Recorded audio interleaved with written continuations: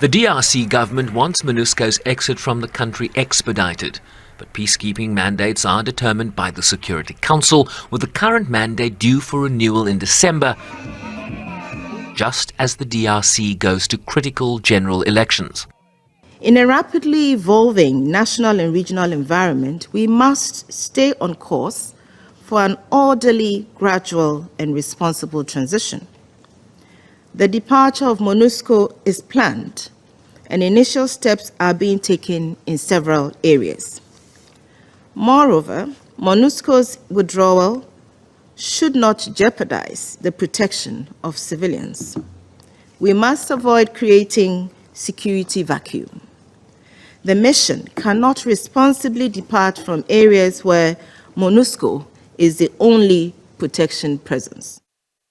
The UN's peacekeeping presence has been a constant in the DRC as far back as 1999, among the largest and expensive, as armed groups have remained a menace to populations in the eastern regions of the country, as serious consideration is now being given to adapting the mission's configuration once the current mandate expires.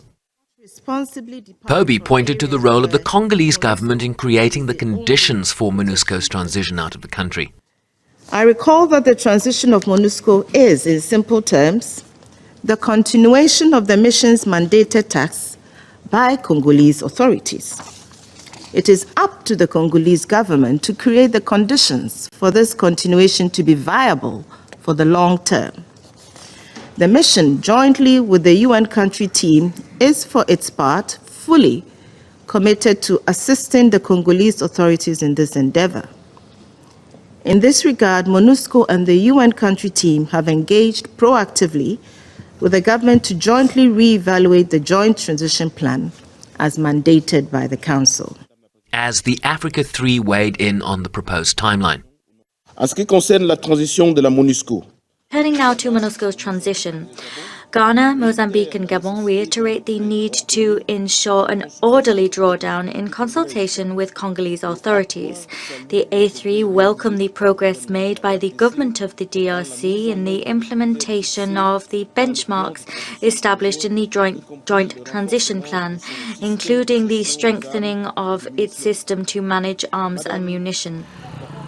The United States pointed to MONUSCO's importance to the DRC and the broader region as it expressed concern about the government's calls for the mission's expedited withdrawal. As we have said many times, MONUSCO cannot and should not stay in the DRC indefinitely.